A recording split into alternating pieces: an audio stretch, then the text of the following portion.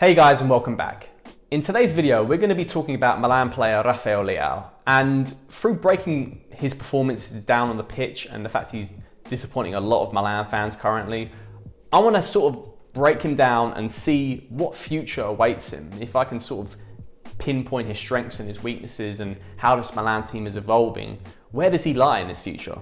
Where does he fit into our team? Where does he fit into our project? So before we get started, Leao is an amazing talent. We bought this kid summer 2019 for a lot of money, and he came in swiftly after we sold Patrick Cutrone. And a lot of players were sort of angry at the time, who is this unknown kid that we've signed? And, club youth team player Cutrone was sold in his place to finance this deal. Since his arrival at the club, Leao has shown sparks of amazing quality. He has a lot of good attributes which can make him a potentially interesting player, especially going forward, counter-attacks, etc. So before we crack on with my issues about the player, I want to talk about his strengths and weaknesses. So let's talk about Rafael Leao's strengths. And the first thing that comes to my mind is his amazing speed, especially going into open space, making him completely deadly on the counter-attack. He also has impressive vision for a supporting striker or a left winger, whatever you want to position, you want to nail him down to. And he's been able to find a lot of players for amazing assists, especially Ibrahimovic, and the connection they have as well with his passes from the left wing has been quite impressive so far this season. When he is on goal, he's got a very clean shot. I have to say, like, the whip and the sort of curl he gets with that right foot is very good. It's sort of not jumping the gun here, but it reminds me a lot of Thierry Henry. Obviously as well, with this player's age being in the low 20s, he's got an amazing upside. So it's essentially, we have to invest in this player to potentially get the best out of him. And, there's no doubt in my mind, this kid is going to be really good one day, really good, and hopefully more consistent. I would say his main weakness to me is the fact he lacks certain physical strength and presence, especially when playing as a centre forward. And he doesn't really impose himself a lot in the attack. He kind of goes missing in quite a lot of games, does a lot of needless running, and his movement as well isn't very good. He needs to learn a lot about that game, especially as a centre forward, because he's not used to that position. His movement as a left winger is very good, obviously, because he gets himself into pockets of space and it's very good turning the ball and whatnot. But as a centre forward, he lacks that sort of knowledge of the position, and I think that will come with time, but currently he really struggles with it. He's actually not bad at headering. I've seen it quite a lot of times from goal kicks. He seems to get the first knockdown as a header. Probably not as good as a header when it comes to obviously dangerous crosses and whatnot. So I wouldn't put him as a threat from scoring from a header, but he's not bad because he's actually got good height behind him. So obviously the reason I'm talking about him today is that a lot of Milan fans are very displeased by his performances lately, and it's clear that he is struggling to step up when Ibra is injured.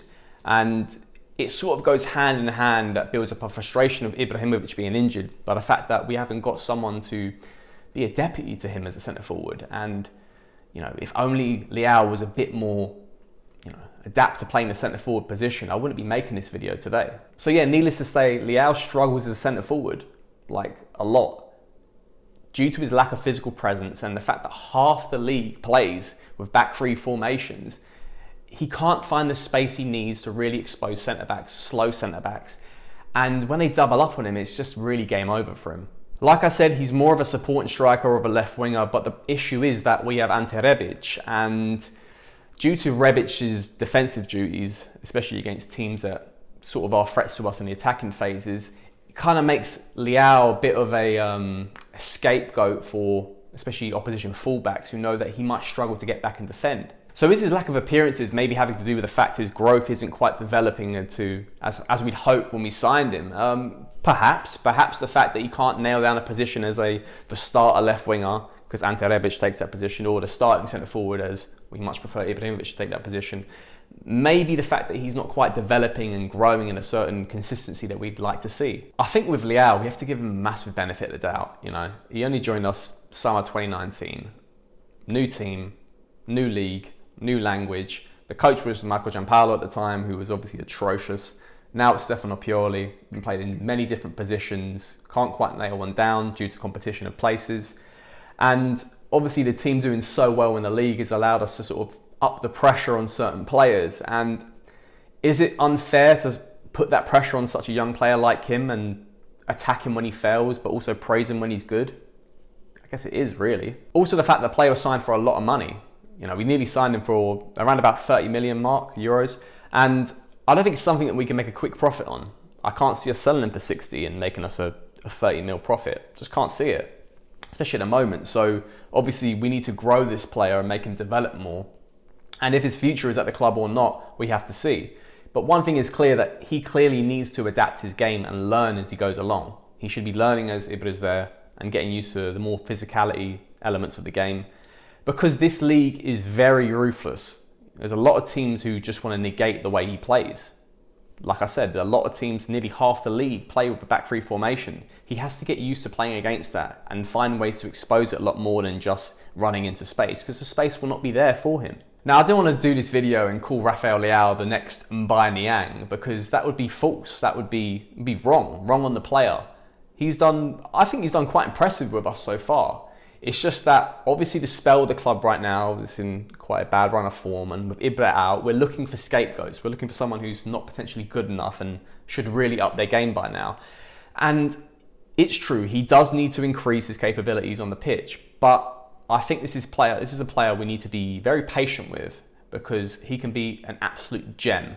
And whether we keep him in a long-term future, whether we sell him on, I think we're going to live to regret it if we go into the summer window and maybe sell him for a 10 mil profit, or even just break even to the money we bought him for in the first place.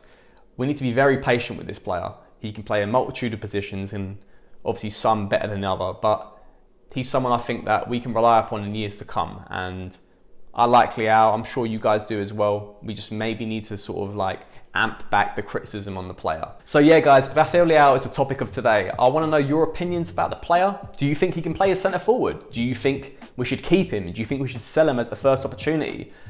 It's your decision, it's your opinion. I've stated mine. I like the player. So if you can, leave him in the comment section below. And if you haven't already, please subscribe. I'm doing a little bit of work with AC Milan now, so give my content on their channel a bit of a check out if you've got some time. And until next time guys, Forza Milan.